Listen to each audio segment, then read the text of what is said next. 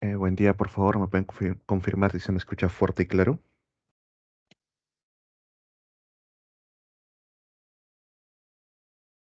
Buenos días, profesor, si se le escucha bien. ¿Qué tal? Buenos días, muchas gracias. Bien. Bien, chicos, ¿qué tal con todos? Estamos ya en lo que viene a ser la semana 10 y esta semana nos toca tratar temas de reproducción. Bien. Como mencionamos en la primera semana, la reproducción como característica básica de los seres vivos va a permitir que estos organismos puedan dejar descendientes que los reemplacen, ya que los seres vivos no tenemos, bueno, vida eterna de por sí. Estos descendientes van a permitir perpetuar la especie y pues también vamos a notar que entre ellos puede haber cambios evolutivos, lo que permita que aparezcan nuevas especies. Eso nos lleva a entender que dentro del proceso de reproducción van a existir dos maneras en que los seres vivos se reproducen. Una es conocida como la reproducción de tipo sexual, donde los organismos van a emplear a los llamados gametos, bien, los óvulos, los espermatozoides, y gracias a eso los organismos van a generar variabilidad genética. ¿Bien? Mientras que existe otra reproducción conocida de tipo asexual, donde los organismos no emplean los gametos, sino que van a emplear cualquier otra célula de su cuerpo y por lo tanto no se genera variabilidad alguna. Bien, básicamente los nuevos organismos que surgen son copias del organismo base, del organismo original. Ambas reproducciones tienen ventajas y desventajas en el medio de por sí. Por ejemplo, en el caso de la reproducción sexual, la ventaja es la propia variabilidad genética. Los individuos que se obtienen en descendencia tras descendencia presentan pequeñas modificaciones que pueden resultar ventajosas frente a las condiciones ambientales. Bien, buenos días. La desventaja es que la reproducción sexual demora en el desarrollo, ya que el nuevo organismo tiene que empezar desde cero, básicamente, hasta formarse completamente. En la reproducción asexual, la ventaja es la velocidad. Un organismo rápidamente puede formar a otro organismo, el cual complementa su desarrollo en muy poco tiempo. La desventaja es que no exista variabilidad. Quiere decir que si uno de los organismos, por ejemplo, es susceptible a cierta enfermedad, a cierta condición, todos, absolutamente todos los organismos van a ser susceptibles a lo mismo. Bien, entonces partamos con eso, chicos, y empezamos con la parte asexual. En los organismos unicelulares, la reproducción asexual, bien, en ellos, es la única que pueden tener. Los organismos unicelulares no tienen reproducción sexual porque, por su condición de unicelulares, no pueden formar gametos.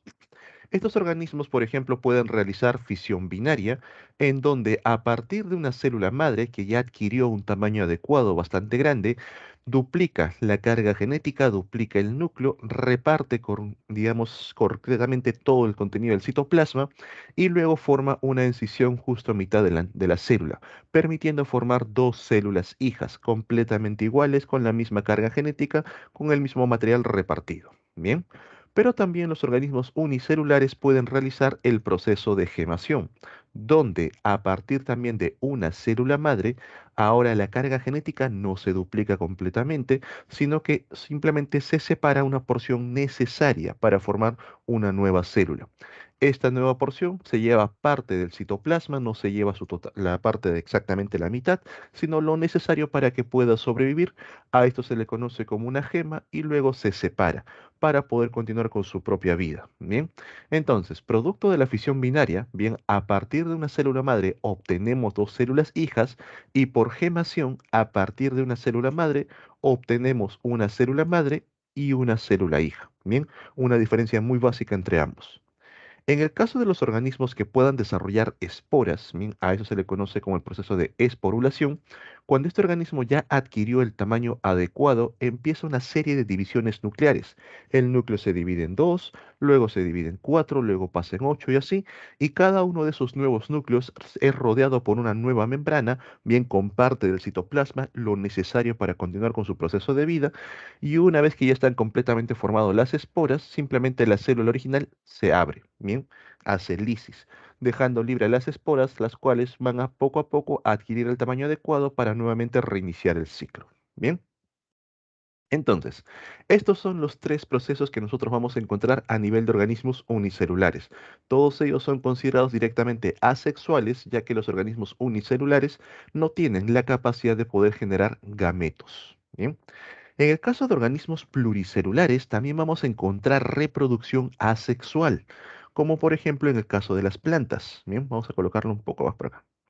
En el caso de las plantas, ustedes saben, por ejemplo, que a veces las mamás, las tías, las abuelitas, cuando ven una plantita bonita que les gusta del parque, van y en lugar de llevarse toda la planta, en lugar de llevarse una semilla o arrancarla desde raíz, simplemente cogen un pedazo de tallo, llegan a casa, lo colocan en un frasco con agua y ese tallo le van a salir raíces, a ese tallo le van a salir nuevas hojas, ¿bien? Porque las plantas aprovechan las características que tienen sus células de poder desarrollar nuevamente a estos órganos. Hablamos de las células meristemáticas. ¿Bien? Entonces las plantas pueden reproducirse de manera vegetativa sin ningún problema, como por ejemplo en el caso de los estolones. ¿Qué viene a ser un estolón? Es un tallo aéreo. Bien, por acá tenemos una planta principal. Bien, tenemos las raíces hacia abajo. Es un tallo que sale, es un tallo aéreo que en algún punto vuelve a reingresar en el suelo. Por aquí volvió a conectarse nuevamente en el suelo y forma una nueva planta. Por aquí volvió a conectarse otra vez en el suelo y forma otra nueva planta. Esto, por ejemplo, lo van a encontrar a nivel de las fresas. O también, digamos, ocurre mucho en los edificios por departamentos, donde en uno de los pisos colocan una planta que puede desarrollar estolones y esta planta extiende sus estolones y en el piso de abajo encuentra un macetero limpio, vacío, bien con la presencia de arena, y ahí desarrolla una nueva planta. Profe, ¿qué pasa si cortamos el estolón? Si ya la planta está desarrollada, ya tiene sus raíces, ya tiene sus hojitas, puedes cortar el estolón sin ningún problema. Ya la planta puede nutrirse por sí solo, pero si está en los primeros inicios de desarrollo, a través del estolón le están llegando los nutrientes desde la planta principal. Bien, estas nuevas plantitas que se están generando van a ser organismos copias de la planta central. También vamos a tener el caso de los llamados rizomas. Los rizomas, a diferencia de los estolones, son tallos subterráneos, tallos que crecen por debajo del suelo. A partir de estos tallos vas a notar que hacia abajo se desarrollan las raíces y hacia arriba se desarrollan las hojas. En el caso de los helechos se llama frondas. ¿Bien? Entonces, estos rizomas se van extendiendo por todo el suelo y en cada punto van saliendo nuevas hojas, las cuales son consideradas como nuevas plantas. ¿Dónde lo han visto aparte de los helechos? Por ejemplo, en el césped. Cuando ustedes han estado en un parque, quizás echados, sentados, han querido arrancar un poco de césped, habrán notado que apenas jalan un poco de ellos, parece que todo el parque se empieza a descoser, porque se levanta por debajo un largo tallo. Bien, entonces eso es otro ejemplo de rizoma, un tallo subterráneo. En el caso de los tubérculos, por ejemplo, como viene a ser aquí la papa, ustedes habrán notado que en una papita vamos a encontrar unos pequeños hoyitos, ¿bien? En varias partes de la papita aparecen unos ojitos también. Estos hoyitos son centros de crecimiento. Y por ejemplo, cuando los agricultores quieren sembrar una gran cantidad de papa, no van a utilizar semillas. Bien, las papas también producen semillas, tienen una flor, sino que van a coger a los tubérculos, van a seccionarlos, van a cortarlo por pedazos, en donde en cada uno de esos pedazos haya por lo menos la presencia de uno de estos hoyitos. Bien, esos pedazos los entierran y a partir de los hoyitos, aprovechando las reservas de almidón, se forma una nueva planta y ahí los agricultores van a mantener el mismo linaje, las mismas cepas básicamente de la papa que están sembrando. Bien, lo mismo ocurre con los bulbos. Si ustedes, por ejemplo, cogen un bulbo que está presente en su cocina, bien, estos bulbos se llaman así porque la estructura conocida como bulbo vienen a ser agrupaciones de hojas, bien, capa sobre capa, las cuales lo encontramos en las cebollas, en los ajos. Ustedes pueden cortar esta planta de esta manera, la parte de abajo va a formar el tallo, la parte de arriba vuelve a formar raíz, o lo pueden seccionar de manera vertical y de igual manera, pues la planta se va a desarrollar. Lo mismo ocurre con el ajo, lo puedes cortar en varias secciones, entierras cada pedacito, ¿bien? Y vas a notar que crecen nuevas plantas de ajo, ¿bien? Entonces las plantas aprovechan estas características que tienen sus células meristemáticas para realizar reproducción vegetativa. En el caso de los hongos, bien, cuando tú has dejado, por ejemplo, naranjas, has dejado panes, bien, mucho tiempo, vas a notar que le sale, en el caso de las naranjas, unas parece un poco de un polvillo de un color verdoso, con bordes blanquecinos, en el caso del pan, un moho negro, bien. Eso viene a ser la reproducción por esporas que presentan los hongos. Ahí. Los hongos, para rápidamente abarcar gran espacio, gran cantidad, bien, digamos, en la naranja, los hongos rápidamente desarrollan esporangios y los esporangios, bien, van a liberar esporas. Estas esporas, al momento que se asientan, forman hifas, que es una especie de telaraña. Estas hifas se siguen desarrollando, desarrollan más esporangios, bien, liberando en ese proceso mayor cantidad de esporas, bien. Pero estas esporas mantienen la misma carga genética, viene a ser básicamente el mismo proceso, perdón, el mismo individuo, todo el hongo. Pero a veces los hongos se encuentran en competencia contra otros hongos, se encuentran, digamos, en competencia contra otras condiciones climáticas, por ahí hay presencia de algunos ácidos bases, hay presencia de luz solar, por ejemplo, entonces los hongos dejan de reproducirse de manera asexual, dejan de generar copia y van a buscar la forma de poder generar variabilidad genética. Para ello, a nivel de las hifas, a nivel de estas telarañas, van a desarrollar los progametangios que luego se convierten en los gametangios y estos gametangios van a realizar una recombinación genética. Básicamente el hongo se reproduce consigo mismo. De esa manera genera cierta variabilidad genética y a partir de ese punto de reproducción surge un nuevo esporangio, el cual, a diferencia de los anteriores, va a producir esporas con carga genética variada. Esta variabilidad genética va a competir contra el otro invasor, contra el otro hongo o contra las condiciones climáticas para ver si resulta o no favorable. Bien, entonces los hongos en una primera etapa, cuando van a colonizar una superficie, lo van a hacer de manera asexual. Es una forma bastante rápida. Liberan esporas, se producen hifas y el hongo se sigue extendiendo. Pero cuando encuentra ciertas condiciones no aptas, cuando encuentra competencia, el hongo va a buscar generar variabilidad para que esa variante pueda competir mucho mejor, bien, contra su competencia o contra los cambios climáticos. ¿Bien? En el caso de los animales, bien, también vamos a encontrar la reproducción de manera asexual, como por ejemplo a nivel de las hidras. Bien, las hidras pueden realizar el proceso conocido como gemación, donde a partir de unas células que se encuentran en la parte lateral del cuerpo se desarrolla un nuevo organismo. Vean por aquí, poco a poco va surgiendo un nuevo organismo, va desarrollando sus propios tentáculos, bien, sus cavidades internas, hasta que ya puede valerse por sí mismo y el organismo se separa completamente. Este nuevo organismo también va a desarrollar por gemación a otros nuevos organismos. Bien. También tenemos el caso de la regeneración, pero mucho cuidado con los procesos de regeneración, ya que son reproducciones de manera especial. Vamos a encontrar regeneración en el caso de las planarias, en el caso de las estrellas de mar. Por ejemplo, la planaria que tenemos en el centro es la planaria original, la cual la han seccionado en tres partes. La zona de la cabeza tiene la capacidad de poder regenerar el resto del cuerpo. La parte que quedó del tronco regenera la parte de la cabeza y la zona de la cola, mientras que la zona de la cola va a regenerar toda la parte frontal. Bien, las planarias, como les digo, tienen esta capacidad especial de poder regenerarse, pero es una condición especial en sí, ya que de manera natural las planarias se reproducen por huevos. Bien, las planarias no van a estar partiendo su cuerpo a cada rato para formar nuevos individuos. Esto ocurre cuando, por ejemplo, sufren algún accidente, les cayó alguna piedra encima que los parte en dos, pues cada nueva sección desarrolla un nuevo organismo, o cuando, por ejemplo, son atacados por algún depredador, bien, que finalmente los secciona y pues cada lado desarrolla su propio organismo. De forma natural se reproducen por huevos. En el caso de las estrellas de mar, estos organismos, cuando son perseguidos por un depredador, cuando se sienten amenazados, tienen la capacidad de liberar a los brazos para que actúen como señuelo para que pueda distraer al depredador. Pero a veces la estrella de mar sobrevive, el brazo también sobrevive, y esta estrella de mar que acaba de sobrevivir recupera el brazo, lo regenera completamente sin ningún problema. El otro brazo que ha quedado liberado tiene la capacidad de volver a formar el resto de las estructuras de la estrella de mar, formando un nuevo individuo. Entonces ahí vemos cómo el organismo se ha podido reproducir de manera asexual, no ha empleado los gametos. Pero repito, esto también es una condición especial cuando el organismo sufre un accidente o cuando está siendo atacada por un depredador. De forma normal, las estrellas de mar, al igual que las planarias, se reproducen por huevos, ¿bien? Las hembras liberan los óvulos, los machos liberan espermatozoides y presentan una fecundación externa. La regeneración es un caso muy especial para estos organismos. Bien. Entonces, esto es lo que nosotros vamos a encontrar por la parte asexual, tanto en organismos unicelulares como en organismos pluricelulares.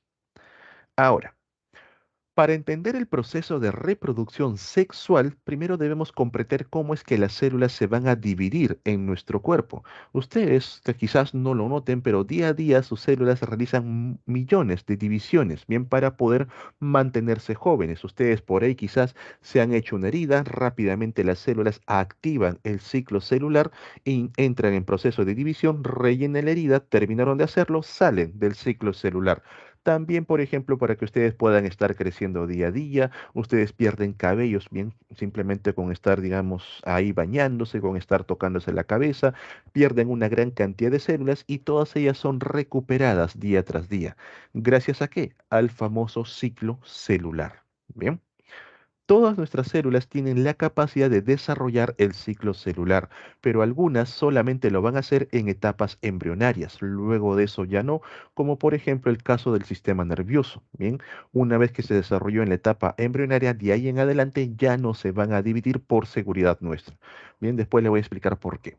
Entonces, partimos con una célula que se encuentra en un estado ya listo para dividirse. Bien, esta es nuestra célula inicial. Va a iniciar el ciclo celular. El ciclo celular consta de dos etapas, una conocida como la interfase, que también viene a ser la etapa de preparación, y otra conocida como la división celular o la etapa mitótica, la etapa de la mitosis, que es la división en sí. En la interfase la célula se va a preparar bien con todo lo necesario para poder dividirse correctamente. La interfase se divide a su vez en tres fases. Tenemos a la primera fase, también conocida como la fase G sub 1. ¿Qué ocurre en la fase G sub 1? La célula número 1 duplica su tamaño para que al momento que se divida, las dos nuevas células tengan el tamaño adecuado. Número 2, aumenta la cantidad de organelas, bien, para que éstas se repartan correctamente en las células hijas. Aumenta la cantidad de enzimas necesarias, bien, para que puedan procesarse durante la división y también la cantidad de otras moléculas, principalmente el ATP.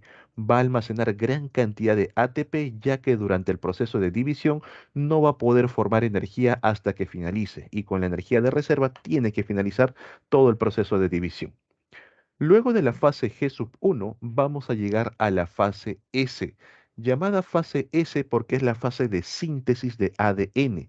Es la fase donde se va a duplicar el ADN, se va a generar una nueva copia para que las células hijas cada uno se lleve su propia copia. Para que la fase S se lleve a cabo correctamente, en la fase G sub 1 se deben formar los precursores que participan en la replicación del ADN.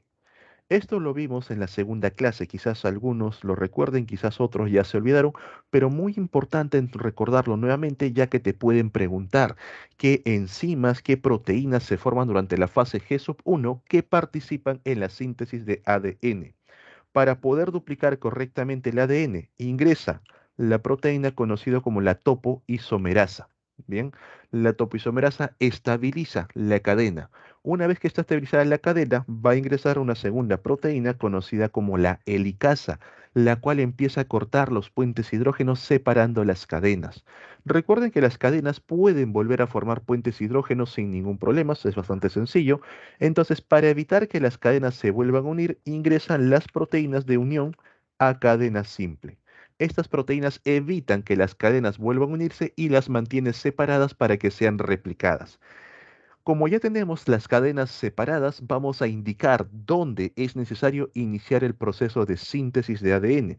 Para eso tiene que ingresar el llamado ADN primasa, el cual va a marcar los puntos colocando a los cebadores.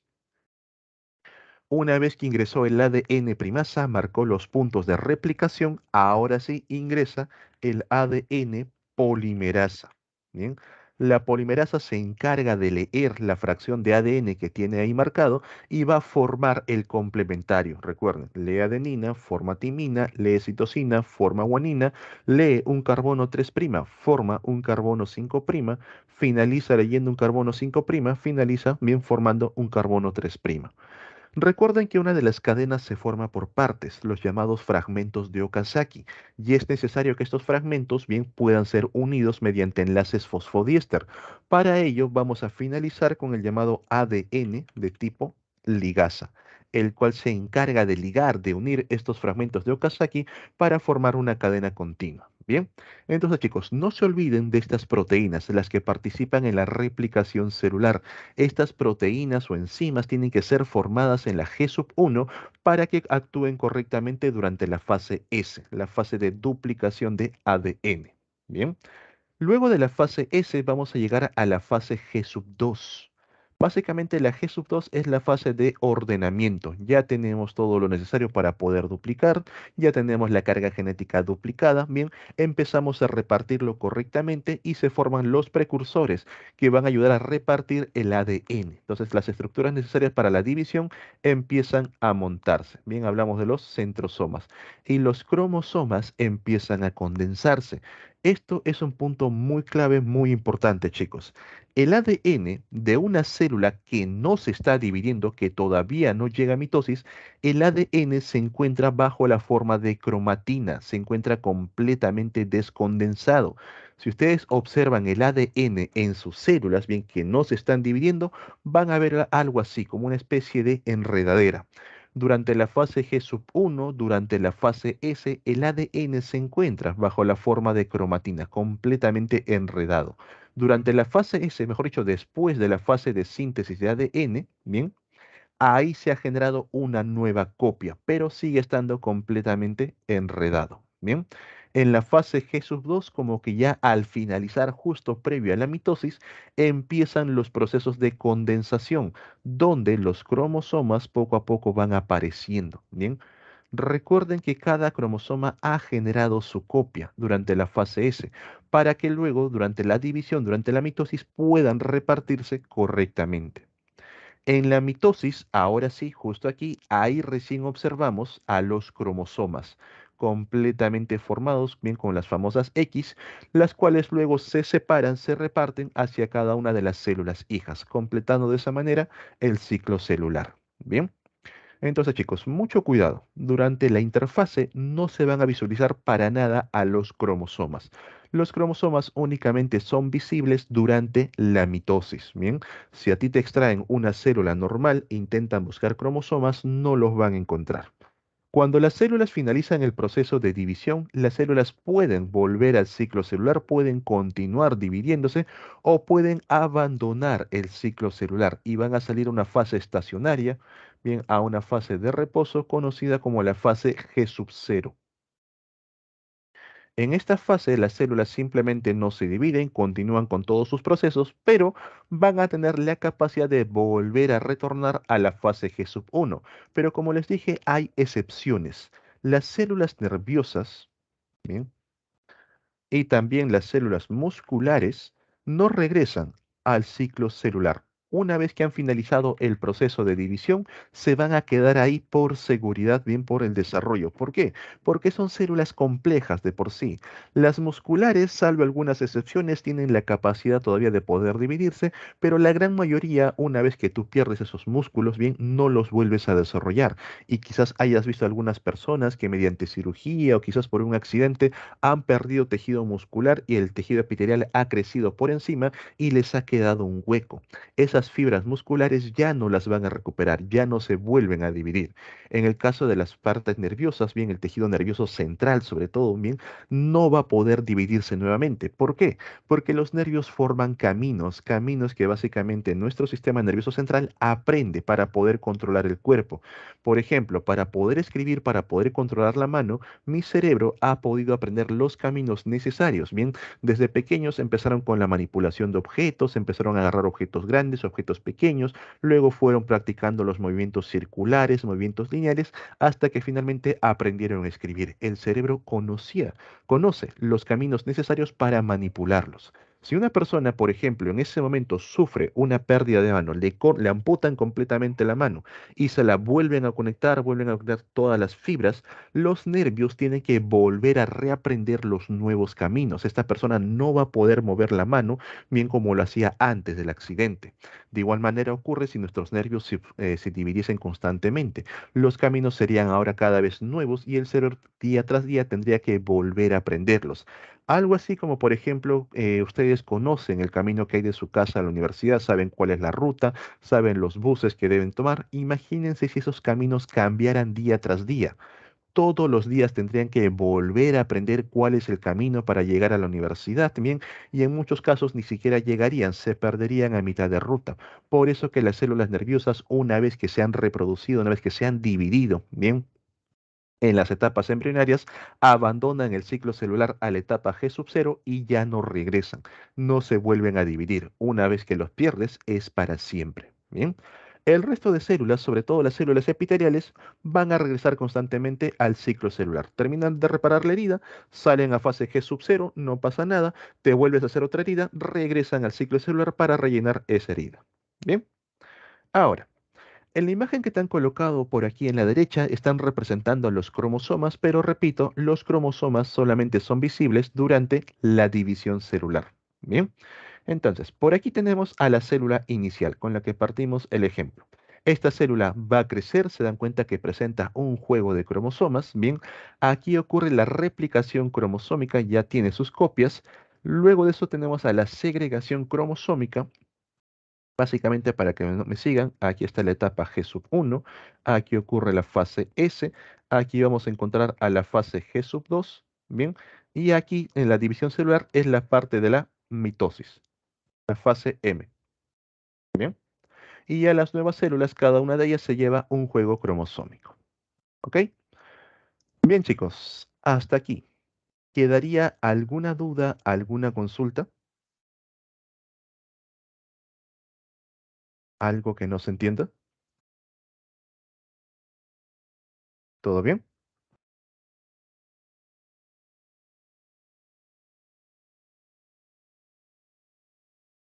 Ok. Ahora, veamos más de cerca en qué consiste el proceso de mitosis. Bien, para entender lo que viene a ser la mitosis, primero vamos a conocer las estructuras de un cromosoma. Los cromosomas, cuando ustedes lo imaginan, directamente lo visualizan como si fuese una X. Bien, estas X están formadas directamente por dos cromátidas. Bien, cada uno de estos brazos largos se les conoce como cromátidas. Bien, lo que está por aquí es una cromátida. Bien, lo que estoy punteando de azul. Y lo que está por aquí también es una cromátida. Estas cromátidas van a estar unidas por una región conocida como centrómero, ¿bien? El que se ubica justo en el centro, por así decirlo. Y este centrómero está rodeado por una estructura como si fuese un cinturón conocido como cinetocoro. Bien, entonces el centrómero viene a ser la región, el área donde se unen las cromátidas, y el cinetocoro es una estructura que rodea a esta área. Ahora, estos brazos, estas cromátidas, van a presentar la misma información genética. Bien, la cromátida que está de azul tiene la misma información de la cromátida que se encuentra de color rojo. Para ello, para saber que tienen la misma información, se realiza una técnica conocida como bandeo que permite colorear las zonas donde hay mayor cantidad de genes y nos damos cuenta que las bandas son completamente iguales. De acuerdo al punto de unión de las cromátidas, nosotros vamos a presentar hacia la parte de arriba un brazo corto, conocido como el brazo P, y hacia la parte inferior un brazo largo, conocido como el brazo Q. ¿Bien? A veces se forma una segunda constricción a nivel de las cromátidas, las cuales permite formar a los satélites. Esto simplemente como conocimiento, bien, no les van a preguntar. Lo que también deben saber, algo que sí les pueden preguntar, es acerca de los telómeros. En los extremos de las cromátidas vamos a encontrar unas regiones llamadas telómeros, las cuales no se dividen durante el proceso de mitosis. Cada vez que la carga genética se va duplicando, cada vez que el ADN se duplica, va a duplicar exactamente todos los genes a excepción de los telómeros. En cada proceso de división, los telómeros se van acortando, se hacen cada vez más y más pequeños. ¿Por qué? Porque los telómeros van a ser como un conteo de cuántas veces la célula se ha dividido. Y cuando los telómeros ya se encuentran muy pequeños, la célula ya no se divide en forma de seguridad, porque en cada proceso de división por ahí pudo haberse generado un error. Entonces, una célula ya presenta un error. Cuando se divide, ahora van a ser dos las que tengan el error, luego son 4, 8, 16 y así vamos a encontrar un montón de células que presentan ese error que apareció en un proceso de división. Entonces, los telómeros, bien, a medida de seguridad para que estos errores no continúen con el desarrollo, van a limitar el proceso de división. Las células epiteliales, por ejemplo, tienen un máximo de 40 divisiones, luego de lo cual los telómeros ya están bastante cortos y ya no se pueden dividir. Puede que 40 divisiones parezca bastante poco, pero 40 divisiones genera millones de células, ¿bien? En una división tienes 2, en dos divisiones tienes 4, básicamente es exponencial, 2 a la n. 2 a la 40 te sale un número con casi 18 ceros acompañado. Entonces, a partir de una célula que presente un error, pueden aparecer millones de células con el mismo error. Los telómeros van a limitar esos procesos de división para que a la larga tampoco se acumulen. Ahora, estos cromosomas que ustedes observan con la presencia de dos cromátidas se les conoce como cromosomas dobles y se representan gráficamente con la famosa X. Cuando los cromosomas dobles se van a repartir a las nuevas células, las cromátidas son separadas justo por el centrómero. Bien, se separan esos bracitos y a partir de los cromosomas dobles nosotros vamos a formar a los cromosomas simples, ¿bien? Representados con un solo bracito. En cuanto al conteo de cromosomas, tener mucho cuidado. Un cromosoma doble vale como una unidad. Por ejemplo, si a mí me colocan esta imagen, ¿cuántos cromosomas están ahí de azul? Yo automáticamente respondo que 3. Bien. En cambio, en los cromosomas simples, cada bracito cuenta como una unidad. Si a mí me preguntan aquí cuántos cromosomas hay, yo respondo automáticamente 4. Bien, aquí hay 3 cromosomas, aquí hay 4 cromosomas, solamente que son 3 cromosomas dobles y aquí son 4 cromosomas simples. Bien, automáticamente cada uno de ellos cuenta como una unidad. Tener mucho cuidado con el conteo cromosómico. Entonces, empezamos el proceso de mitosis. Recuerden que todo inicia con una célula completamente normal. Aquí está la célula inicial con su núcleo, bien, la cual va a iniciar un proceso de división. En el caso de las células humanas, nosotros contamos con dos juegos cromosómicos. Bien, recuerden que uno lo obtuvimos de papá, 23 cromosomas de papá, y otro lo obtuvimos de mamá, 23 de mamá, haciendo un total de 46 cromosomas. Por eso se dice que nosotros somos organismos diploides. Bien, se representa con la letra 2N. Bien, porque tenemos un juego de papá, un juego de mamá. Como les mencioné, en una célula completamente normal, los cromosomas no son visibles, bien, sino lo que vas a visualizar es cromatina, bien, es el ADN de manera descondensada, de manera enredada. Pero, bien, hipotetizando, suponiendo que pudiésemos observar cromosomas, los cromosomas en una célula normal son cromosomas simples. Bien, una célula normal tiene solamente cromosomas simples. Para que estos cromosomas simples se vuelvan cromosomas dobles, la célula tiene que pasar por el proceso de interfase. Ahí, cada uno de ellos ha duplicado la información para que luego, al momento que se separan, se repartan perfectamente. Luego del proceso de interfase, recién van a aparecer los cromosomas dobles. Bien, entonces tenemos una célula normal con 2N de carga genética, somos organismos diploides, y si pudiésemos observar cromosomas, estos serían cromosomas simples. Pasamos por el proceso de interfase G1, fase S, G2, recién ahí van a poder aparecer los cromosomas dobles. Bien, el proceso de mitosis consta de 4 etapas, conocidas como la profase, la metafase, anafase y telofase. Bien, son las 4 etapas, una a secuencia de otra. Luego de la interfase empezamos con la primera etapa conocida como la profase. ¿Qué ocurre? Número uno, Los cromosomas inician el proceso de condensación. Empiezan a formarse bien las X, los cromosomas dobles. Número 2, la membrana celular, perdón, la membrana nuclear empieza a degradarse. Bien, poco a poco se va degradando, va desapareciendo, dejando a los cromosomas libres.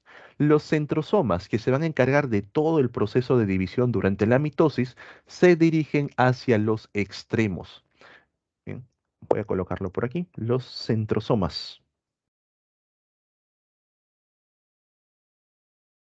Entonces, estos centrosomas se dirigen hacia los extremos y ya empiezan a formar unas estructuras, unas fibras conocidas como los usos acromáticos o también conocido como los usos mitóticos.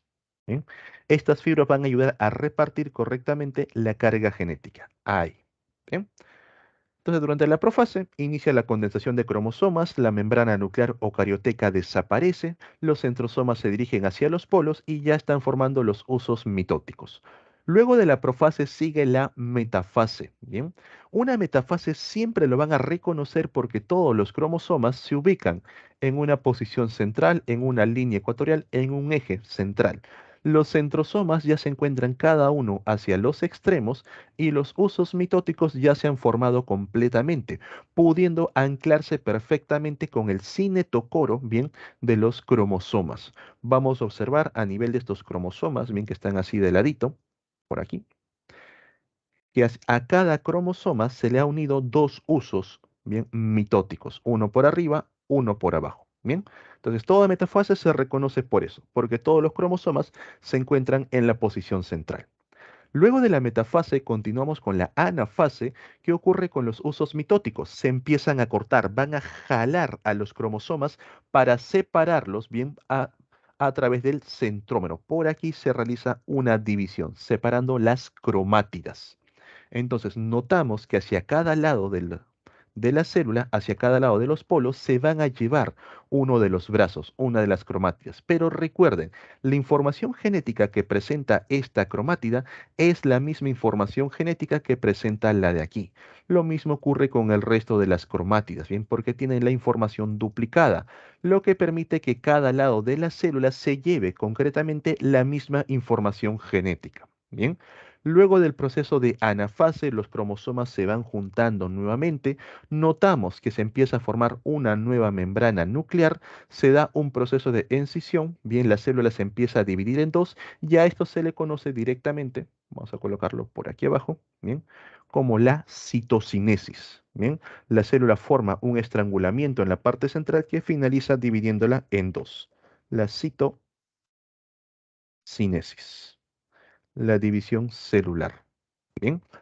Finalmente, vemos que cada uno de los lados ha formado a una célula hija. Bien, notamos durante la metafase hacia la anafase que los cromosomas dobles se han convertido en cromosomas simples. En la telofase todavía están bajo la forma de cromosomas simples, pero una vez que finaliza la telofase ya no están bajo la forma de cromosomas, sino que ahora se encuentran bajo la forma de cromátidas. Bien, ahora vamos con el conteo de cromosomas. Atentos por aquí. Entonces, iniciamos con 2N cromosomas y si pudiesen ser visibles, cromosomas simples. Tenemos que regresar a esto. Bien, tiene que darse un ciclo completo. Durante la interfase, bien, los cromosomas simples se han convertido en dobles. Los 46 cromosomas simples se han convertido en 46 cromosomas dobles. Por lo tanto, la cantidad no ha variado. Siguen siendo 2N de cromosomas, pero de tipo dobles. Bien. En la metafase, los 46 cromosomas van a ubicarse en la parte central. Entonces seguimos manteniendo 2N cromosomas, pero de tipo dobles. En la anafase se separan. Los 46 cromosomas dobles se van a separar 46 simples hacia un lado, 46 simples hacia el otro. Por lo que en anafase vamos a encontrar 2N, bien, 46 cromosomas simples hacia arriba y 2N de cromosomas simples hacia abajo. Tenemos el doble de cromosomas en sí. Si contamos la totalidad, bien 46, 46, tenemos un total de 92 cromosomas en el caso de los seres humanos. Durante la telofase se mantiene, si se dan cuenta, ya son cromosomas simples, 46 simples hacia arriba, 46 simples hacia abajo. Y ya luego de la telofase, esos cromosomas se descondensan para formar cromatina. Pero si nosotros pudiésemos condensarlo, observaríamos cromosomas simples. Con lo que demostramos que volvemos a la célula inicial. El proceso de mitosis se ha llevado a cabo perfectamente. Bien. Si por ejemplo nos guiamos únicamente de la imagen y me piden contar los cromosomas, en esta imagen notamos que hay la presencia de 4 cromosomas, ¿bien? 4 cromosomas dobles. Por aquí se mantienen 4 cromosomas dobles, ¿bien? Pero en la anafase ahora tenemos 8 cromosomas, ¿bien? 4 cromosomas simples por arriba, 4 cromosomas simples por abajo, ¿bien? 8 en total. Durante la telofase todavía mantenemos 8 porque sigue siendo una sola célula y una vez que se finaliza la telofase vamos a encontrar que la célula por aquí presenta 4 cromosomas y por acá también presenta 4 cromosomas, ¿bien? Si se dan cuenta, es un proceso matemático muy sencillo. Solamente tienen que comprender lo que son cromosomas dobles y cromosomas simples y entender que cada uno cuenta perfectamente como uno. Un cromosoma doble vale como uno, un cromosoma simple también vale como uno. Ok, chicos, ¿queda claro la parte de mitosis? ¿Tienen alguna duda, alguna consulta? ¿Algún punto que no se haya entendido? Recuerden que mitosis es una pregunta fija para examen de admisión. Te la van a colocar sí o sí, mitosis o meiosis. Bien, que es un poco más complicado, pero no es nada de otro mundo si comprendes lo que son cromosomas dobles y cromosomas simples. ¿Todo bien? Ok. Ahora, para finalizar. Todas nuestras células del cuerpo van a realizar el proceso mitótico. Todas, a excepción de las células gaméticas, las que forman óvulos, las que forman espermatozoides. A todas estas células que no son los gametos se les conoce como las células somáticas, las células del cuerpo. Bien, entonces la mitosis permite duplicar la carga genética o generar nuevas células en las células somáticas. Quiere decir que, por ejemplo, la célula que está conformando el tejido epitelial en tu rostro tiene la misma carga genética que la célula que, por ejemplo, está formando el tejido muscular en tu pierna. Profe, entonces, ¿por qué unas desarrollaron como tejido epitelial y otras desarrollaron como tejido muscular si ambas tienen la misma carga genética? Porque las células del tejido epitelial expresaron los genes para ser tejido epitelial, mientras que las células del tejido muscular únicamente expresaron los genes para ser células musculares, pero ambas van a presentar la misma información genética. De ahí que actualmente existan técnicas donde a partir de células epiteliales se pueden formar otro tipo de células, como células musculares, como células óseas, porque simplemente es una expresión genética en sí, ¿ok? Pero todas las células de nuestro cuerpo, a excepción de los gametos, van a presentar la misma genética. En el caso de los gametos, para que los gametos se puedan formar, ellos van a realizar meiosis, que es un proceso, digamos, ligeramente más complejo. La meiosis va a ser realizada por las llamadas células gaméticas o también conocidas como células germinales, las que permiten formar a los espermatozoides, ¿bien? Y a los óvulos, ¿bien? Gracias a los procesos de meiosis se va a obtener variabilidad genética. Y la meiosis se lleva a cabo en dos etapas, una conocida como la meiosis 1 y otro que viene a ser la meiosis 2, ¿bien? Entonces, tenemos una célula que va a formar a los gametos, ¿bien? Una célula inicial, la que está por aquí. Esta célula de nuestro cuerpo, recuerden que presenta una carga genética, ¿bien? De tipo 2N. Presentamos carga genética de mamá, carga genética de papá. Bien, 2N. 2N cromosomas igual a 46. Si pudiésemos observar los cromosomas en esta célula, serían cromosomas de tipo simples. Bien, una célula normal presentaría cromosomas simples. Cuando una célula va a iniciar cualquier proceso de división, sea mitosis, sea meiosis, primero tiene que pasar por el proceso de interfase, donde los cromosomas simples ahora van a formar cromosomas dobles.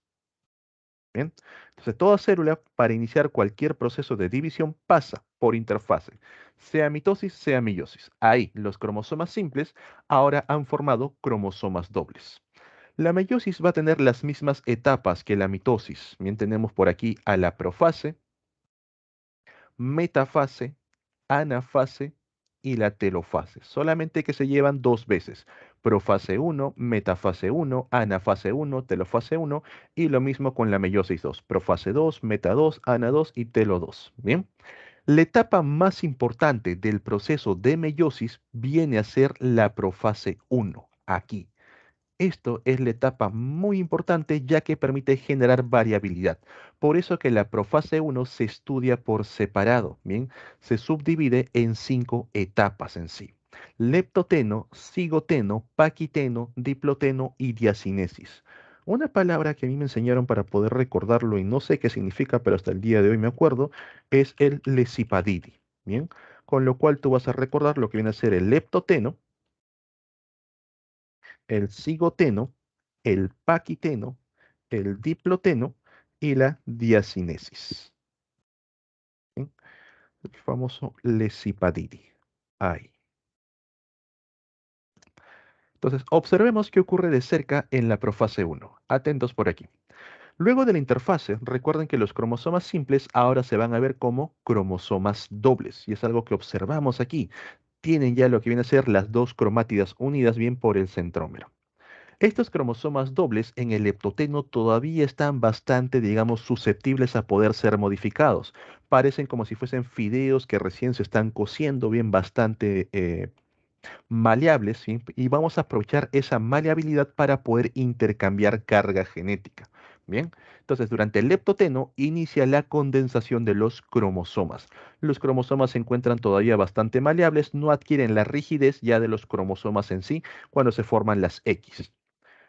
Luego del leptoteno llegamos al cigoteno y en el cigoteno se forman las bivalentes. ¿Qué cosas son las bivalentes? Recordar que nosotros recibimos 23 cromosomas de papá, 23 cromosomas de mamá. El cromosoma 1 de papá, que ahora se encuentra bajo la forma de cromosoma doble, se junta con el cromosoma 1 de mamá. Profe, ¿por qué? Porque ambos tienen la misma información genética. Por ejemplo, hipotéticamente, en el cromosoma 1 se encuentran los genes para el color de ojos. Papá te dio color de ojos azules, mamá te dio color de ojos verdes, pero en esa zona se encuentra la información para color de ojos. En el cromosoma 2, quizás para la forma del cabello. Papá te dio cabello liso, mamá te dio cabello rizado, ahí van a estar. Es muy importante que se vayan a formar las bivalentes con todos los cromosomas. El 1 con el 1, el 2 con el 2, el 3 con el 3, así, los 23 pares. Bien. ¿Para qué se juntan uno al costado del otro? Para que durante el paquiteno, que es la siguiente etapa, ocurra un intercambio genético. A esto también se le conoce como el entrecruzamiento o el crossing over. ¿Y eso qué permite? Por ejemplo, vamos aquí con los colores. Bien, papá, bien, tiene en su carga genética te dio el color de ojos azules. Mamá en su carga genética te dio el color de ojos verdes. Gracias al crossing over van a intercambiar ciertos genes, bien, para que al momento que estos genes perdón, para que al momento que estos cromosomas se repartan, el lado que tiene la mayoría de los genes de papá se lleve una parte de la genética de mamá mientras que el otro cromosoma que tiene la mayoría de información de mamá se lleve una parte de la información de papá. Esto aumenta la variabilidad genética. Bien, por eso es muy importante el crossing over durante la profase 1. Gracias a eso, las células gaméticas, espermatozoides y óvulos no tienen la misma carga genética que tenemos nosotros, sino que va a presentar ya variaciones. Bien, entonces, regresamos por aquí. Leptoteno inicia la condensación de los cromosomas, se encuentran bastante maleables. En el cigoteno se forman las bivalentes, el uno con el uno, el 2 con el 2, o también conocidas como las tetradas. En el paquiteno, bien, ocurre el crossing over, el entrecruzamiento, van a intercambiar carga genética. Luego, en el diploteno, bien, esos puntos donde han intercambiado la información genética se hacen visibles y esos puntos se conocen como quiasmas, bien. En la diacinesis, los cromosomas se van separando, se van alejando uno de otro pero permanecen juntos uno al costado del otro gracias a los quiasmas. Bien, los quiasmas que estaban por ahí se van separando y van hacia los extremos. Como por ejemplo, cuando tú estás con la casaca cerrada, jalas hacia cada lado de la casaca, el cierre, que sería el quiasma, se dirige hacia el extremo. Lo mismo ocurre aquí. Bien, una vez que han intercambiado información genética, esos puntos se conocen como quiasmas. En la diacinesis los cromosomas se van separando, pero gracias a los quiasmas permanecen uno al costado del otro. Y es muy importante que finalicen así. El uno con el uno, el 2 con el 2, el 3 con el 3, no pegados, bien, como ocurrió en el cigoteno, sino que ya uno al costado del otro. Bien. Entonces, atentos por aquí. En el leptoteno inicia la condensación de cromosomas. Bien. En el cigoteno se forman las bivalentes, o también esto se le conoce como las tetradas. Bien. En el paquiteno ocurre el entrecruzamiento, o también es conocido como el crossing over. Bien. En el diploteno, bien, los quiasmas, que son los puntos de intercambio, quiasmas, bien, se hacen visibles. Y en la diacinesis, bien, los cromosomas se separan, pero permanecen juntos, ¿bien? Van a estar juntos en sí, uno al costado del otro. Están separados, pero ahí, uno al ladito del otro. Muy importante para que el proceso de metafase se lleve a cabo correctamente. Vamos a colocarlo por ahí. ¿Bien? Ok, entonces luego de la profase, ya los cromosomas que tienen la forma ya de cromosomas dobles se encuentran completamente ya con la carga genética bien intercambiada, ya son cromosomas variados. Recuerden que nosotros reconocemos una metafase porque todos los cromosomas se ubican en la parte central. En la metafase 1 ocurre un evento muy peculiar. Observa, los cromosomas, como se encuentran uno al costado del otro, por ejemplo, de rojo. Aquí está el cromosoma 1 de papá, aquí está el cromosoma 2 de papá, y así el resto de los 23 cromosomas. Por aquí está el cromosoma 1 de mamá, por aquí está el cromosoma 2 de mamá, y también el resto de los 23 cromosomas. Vamos a notar que en esta metafase a cada cromosoma solamente se le une un uso acromático. ¿Bien? No se le unen dos, solamente uno. Y durante la anafase, donde los usos acromáticos se recortan, cada lado se está llevando un cromosoma doble completo, no se está llevando cromosomas simples. Quiere decir que un lado se está llevando 23 cromosomas y el otro lado también se está llevando 23 cromosomas. Durante la meiosis 1, la carga genética se reduce a la mitad. En la telofase, bien, por aquí este lado presenta 23 cromosomas, por aquí otro lado presenta 23 cromosomas y las nuevas células que se forman luego de la citocinesis, bien, luego de la división celular, van a tener la mitad de la carga genética. Por eso que la meiosis 1 se le conoce como la meiosis reduccional. Reduce la carga genética a la mitad, pero fíjense, finaliza con cromosomas dobles. Bien, entonces vamos con el conteo de cromosomas. Iniciamos con 2N cromosomas, bien, son cromosomas dobles. Durante la metafase tenemos 2N de cromosomas dobles. En la anafase, hacia cada lado se va la mitad de la carga genética. N cromosomas dobles por aquí, N cromosomas dobles por acá.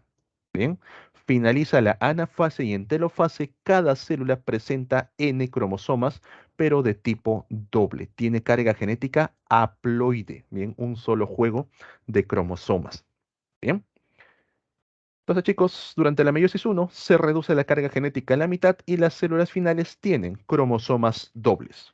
Como estas células ya presentan cromosomas dobles, no tienen que pasar por interfase para dirigirse a la meiosis 2, sino que directamente ingresan a meiosis 2. Bien, la interfase básicamente es para formar cromosomas dobles, pero aquí ya tenemos cromosomas dobles, no hace falta una interfase. ¿La profase 2 ocurre lo mismo que en la profase 1? No. Bien, en la profase 1 es la única etapa donde ocurre el intercambio genético. La profase 2 es una profase completamente normal. Los cromosomas se condensan, la membrana nuclear va desapareciendo, los centrosomas se dirigen hacia los extremos formando los usos mitóticos. Bien. Pasado la profase 2, llegamos a metafase 2. Reconocemos cualquier tipo de metafase porque los cromosomas se ubican en la parte central, pero aquí hay una gran diferencia con la metafase 1. En la metafase 1, a cada cromosoma se le unía un solo uso acromático. En cambio, en metafase 2, a cada cromosoma, ahora sí, se le unen dos usos acromáticos o usos mitóticos. Uno por aquí, otro por acá, igual con el de abajo. ¿Para qué? Para que durante el evento de anafase, ahora sí, los cromosomas dobles van a ser convertidos en cromosomas simples. Cuando los usos mitóticos bien se empiezan a cortar, separan los cromosomas dobles a cromosomas simples. Bien, luego de eso llegamos a la telofase, bien, manteniendo la carga genética. Profe, ¿cómo es que se mantiene? Vamos con el conteo de cromosomas. En la profase, bien, como esta célula ingresa con N, aquí tenemos N cromosomas, pero de tipo doble. En metafase vamos a tener N cromosomas de tipo doble. Bien, en la anafase, al momento que los cromosomas dobles se dividen a cromosomas simples, el número no varía. N cromosomas simples por aquí, N cromosomas simples por acá. ¿Cómo es eso? Recuerdan la parte humana. Teníamos 23 cromosomas dobles. Mantenemos 23 cromosomas dobles en profase, 23 cromosomas dobles en metafase, pero los 23 dobles se han separado en 23 simples a la derecha, 23 simples a la izquierda, pero siguen siendo 23, siguen siendo N cromosomas simples hacia cada lado. Ocurre la telofase, se da la citocinesis, bien, y cada una de las células va a presentar N cromosomas de tipo simple. Entonces, la meiosis 2 lo único que hace es convertir los cromosomas dobles a cromosomas simples. Básicamente es una ecuación. Por eso que la meiosis 2 se conoce como la meiosis ecuacional. Bien, divide a los cromosomas dobles en cromosomas simples. Y estas células que ya presentan cromosomas simples son las que van a formar a los gametos. Ahí se van a formar espermatozoides, ahí se van a formar óvulos, donde cada uno de ellos presenta el mismo juego cromosómico. Bien, este espermatozoide tiene 23 cromosomas simples, N cromosomas simples, el óvulo también presenta 23 cromosomas simples, y al momento que se fecundan, bien, N más N, 2N. Bien, 2N de qué? De cromosomas simples. Básicamente hemos regresado a la célula inicial, completando de manera perfecta el proceso de meiosis. Bien. Entonces, chicos, quizás a algunos les confunda el término cuando, sobre todo cuando utilicen los N. Algunos, incluso he visto en algunos docentes de otras academias que utilizan N, N, 2N y te mandan hasta un 4N, lo que termina mareándote mucho más. N y 2N se refiere a la cantidad de cromosomas que presenta el organismo. Recuerden que los cromosomas dobles cuentan como cromosomas simples, ¿bien? Si a mí me dicen 2N cromosomas, significa 46 cromosomas para el caso humano, ¿bien? Que nosotros tenemos 46. Si me dicen N cromosomas, automáticamente es la mitad, 23 cromosomas. Pero estos pueden ser cromosomas dobles o pueden ser cromosomas simples. Muchos han tenido problemas sobre todo en esta partecita. Bien, cuando te colocan que a partir de n, no te dicen si es doble o es simple, se forma n hacia cada lado. Y el alumno termina mareado porque no encaja con sus matemáticas. Pero ahora que conoces a los cromosomas dobles y a los cromosomas simples, entiendes el por qué. A partir de un n se forma n hacia un lado y n hacia el otro. Bien, porque n solamente indica cantidad. Bien, ¿qué ha ocurrido? Que los cromosomas dobles se han separado en cromosomas simples. Por eso que la carga genética se ha duplicado. Bien, si a mí me pidiesen contar los cromosomas, suponiendo que es un ser humano, aquí habría 23, aquí también habría 23, pero en este caso, en anafase, en toda la célula, habría 46. ¿Qué ha pasado? 23 cromosomas dobles se han convertido en 46 cromosomas simples, que luego por telofase se separan en 23 simples hacia cada una de las nuevas células. Bien. ¿Quedaría alguna duda, alguna consulta sobre el proceso de meiosis? ¿Algo que no quede claro?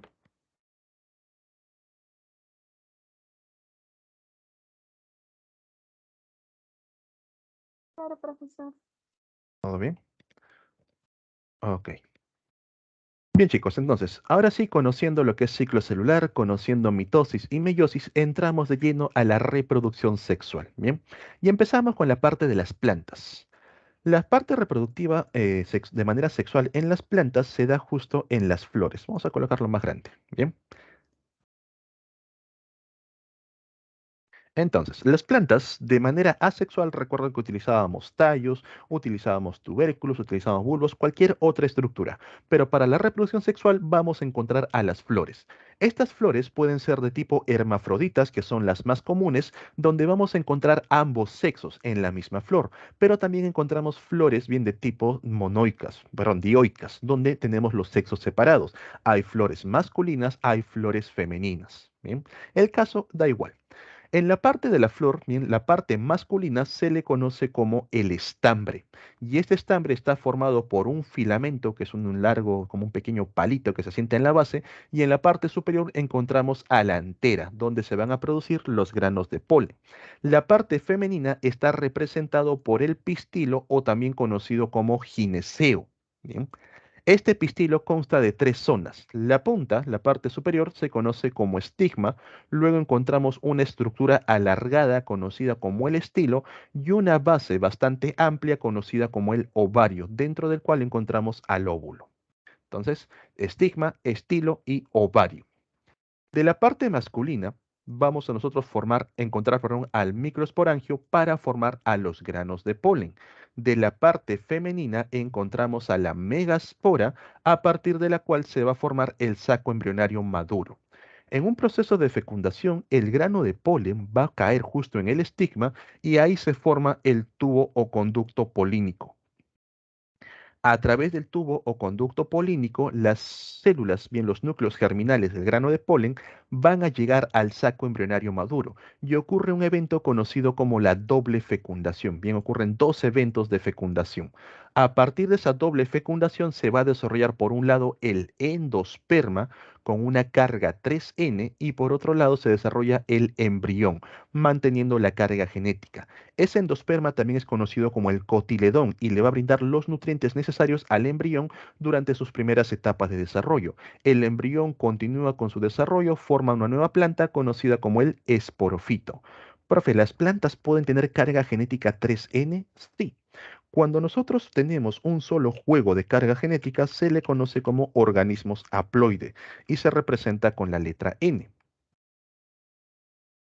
Cuando tenemos dos juegos de cargas genéticas, uno de papá, uno de mamá, bien de dos parentales, a eso se les conoce como organismos diploides y se representa con el 2N, haploides y diploides.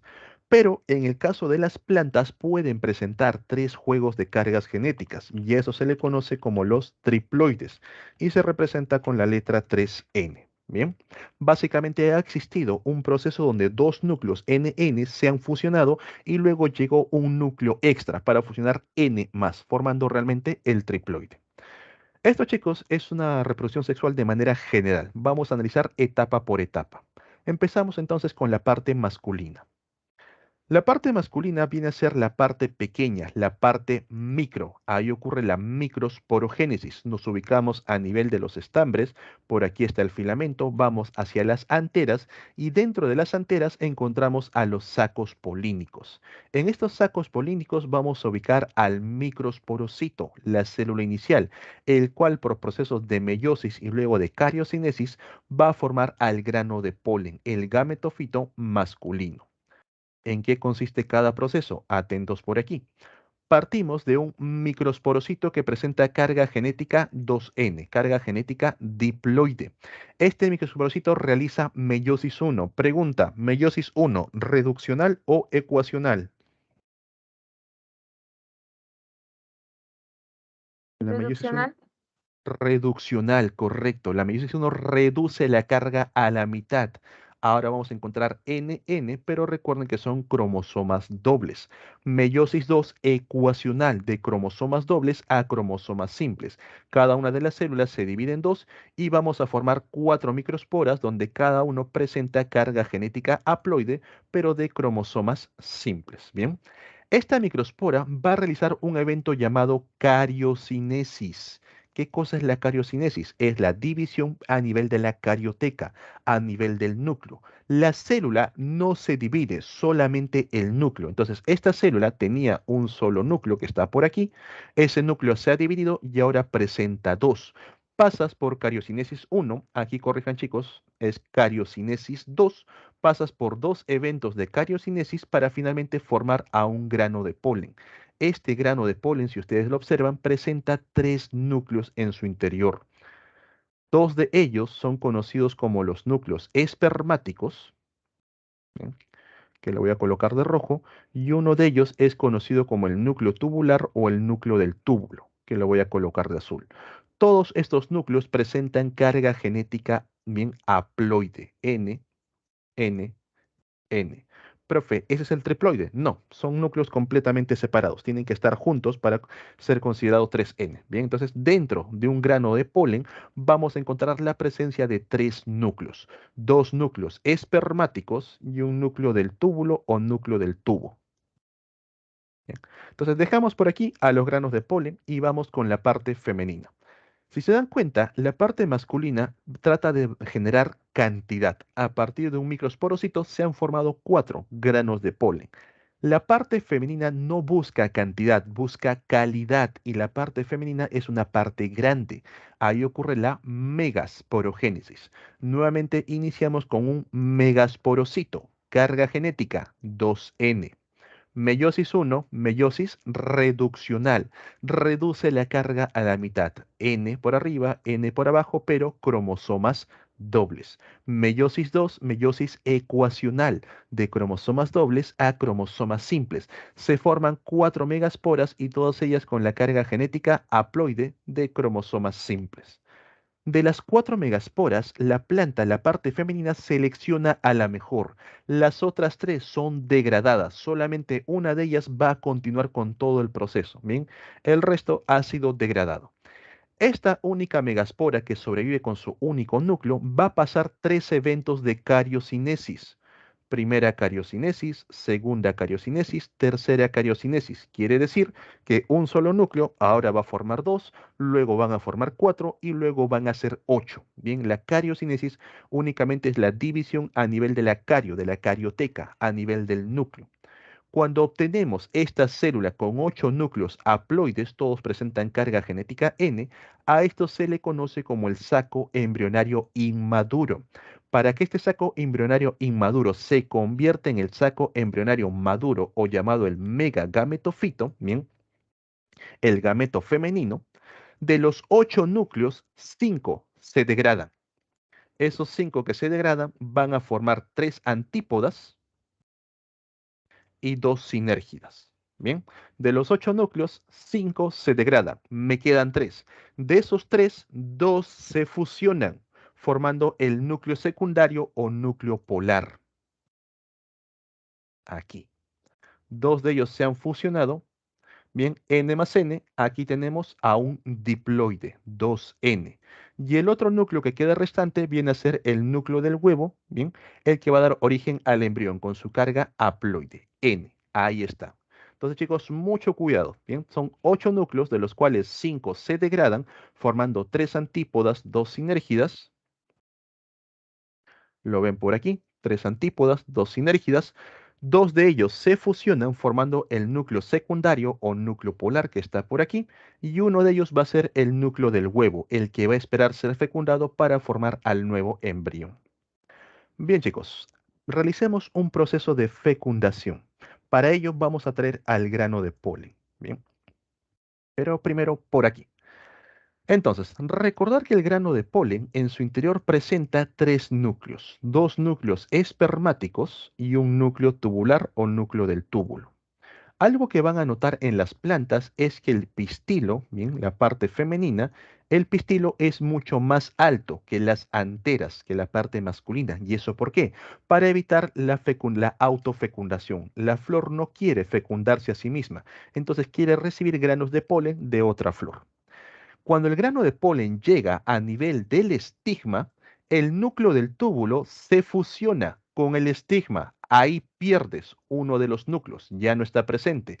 Gracias a esa fusión, a nivel del estigma se forman los conductos o los tubos polínicos, lo que permite que los núcleos espermáticos que ves por aquí puedan llegar hasta el saco embrionario maduro, donde se encuentran los otros núcleos. Bien, repito. Cuando el grano de polen llega a nivel del estigma, el núcleo del túbulo se fusiona con el estigma. Ahí ya perdiste uno de los núcleos. Gracias a esa fusión se forman los tubos o conductos polínicos, bien que van del estigma a través del estilo hasta el ovario. Estos conductos polínicos permiten que los núcleos espermáticos puedan llegar al saco embrionario maduro. Entonces regresamos a la imagen anterior, por aquí. Graficamos nuevamente al grano de polen. Están los núcleos espermáticos, está el núcleo del tubo o núcleo tubular, ¿bien? Pero recuerda que este núcleo ya lo perdiste, ya se fusionó con el estigma, te quedan los otros dos. Estos núcleos espermáticos van a llegar hasta el saco embrionario maduro y ahí ocurre el evento llamado doble fecundación. Uno de los núcleos se fusiona con el núcleo polar. Recuerda que estos núcleos son haploides, presentan carga genética N. Al momento que este núcleo se fusiona con el núcleo polar, N más N va a dar origen ¿a quién? Al triploide, al 3N, el llamado endospermo, el que permite formar a los cotiledones. ¿Sí? El endospermo. Ahí. El otro núcleo que está por aquí se fusiona con el núcleo del huevo, N más N, lo que va a permitir formar a un diploide, un 2N, el que da origen al embrión, manteniendo de esa manera la carga genética.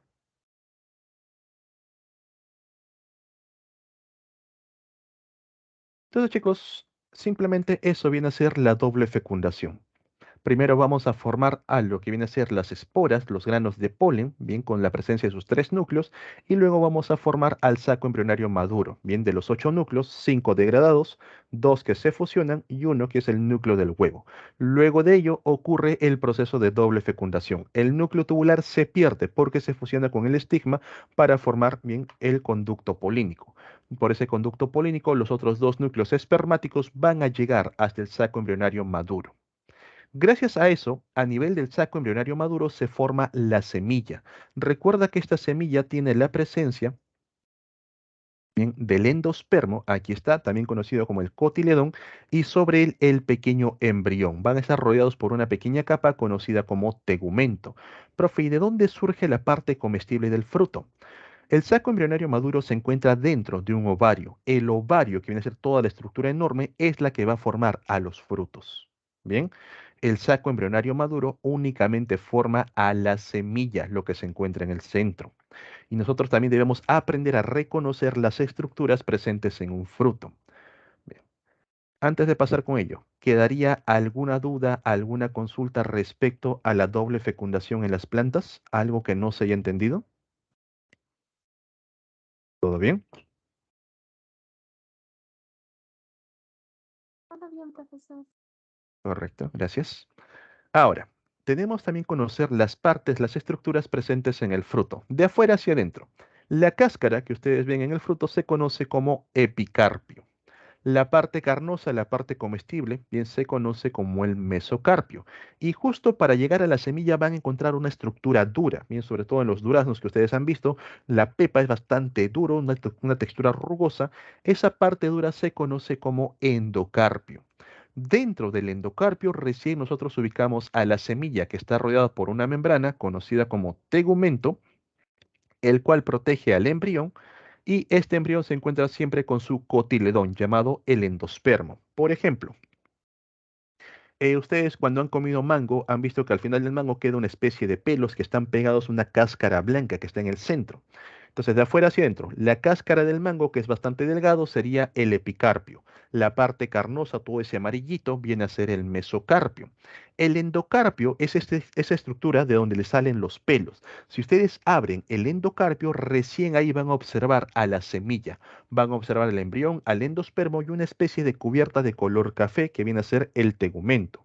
O por ejemplo, cuando han cortado una palta, bien la cortan a la mitad, cuando la palta ya está muy madura, van a notar que cuando separan cada lado, a veces quedan pedazos de la semilla en el otro lado de la palta. Esos no son pedazos de la semilla exactamente, sino que eso viene a ser endocarpio. Bien, por debajo recién están observando a la semilla. Ahora, una pregunta base, chicos. ¿Han tomado ustedes alguna vez agua de coco? ¿Han visto estos señores que venden productos en base a coco? Te venden coco Sí, rallado, coco frito, el agüita de coco. La pregunta es, ¿el agua de coco qué estructura de la fruta es? ¿Qué vendría a ser? ¿Qué parte de la fruta es el agua de coco? formas. ¿No? Les doy una pista. Los cocos son monocotiledones, tienen un solo cotiledón, tienen un solo endospermo. El coco rallado, el coco frito, eso es endospermo, la parte blanquecina. El agüita de coco, ¿qué sería?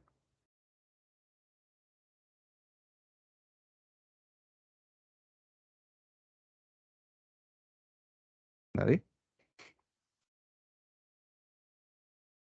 El agua de coco es embrión. Es un embrión líquido. El coco es una de las pocas plantas que presenta embriones líquidos. Cuando ustedes observan bien al señor coquero, cuando trae los cocos así ya como fruto total, van a notar que primero hay una cáscara dura, ahí está el epicarpio. Debajo de eso hay una parte blanquecina que también es dura, no se lo come, se hace un preparado aparte. Eso viene a ser el mesocarpio. Y llegan a la parte que tiene los pelos. Eso es endocarpio.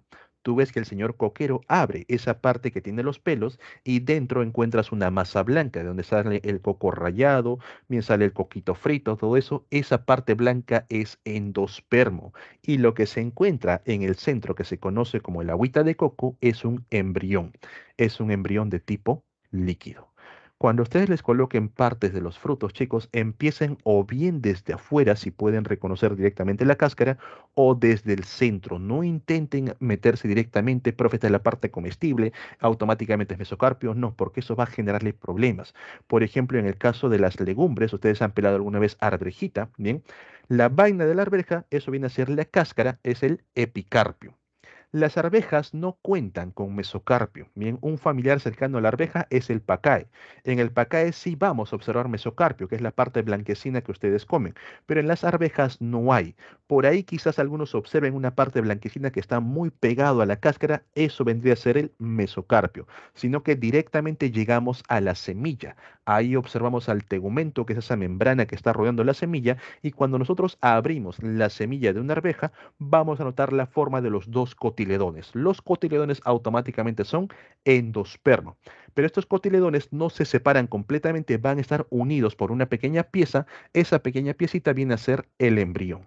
Bien, entonces tener mucho cuidado si te ponen estructuras de los frutos. O bien inicias de afuera hacia adentro o reconoces a los cotiledones y inicias de adentro hacia afuera. Bien, chicos, dejamos a las plantas y pasamos a la parte humana. Bien, el aparato reproductor humano, bien, en la parte sexual. En los seres humanos existe el llamado dimorfismo sexual. Vamos a encontrar que hay diferencias sexuales entre machos y hembras. Empezamos con la parte masculina. Bien, vamos de adentro hacia afuera.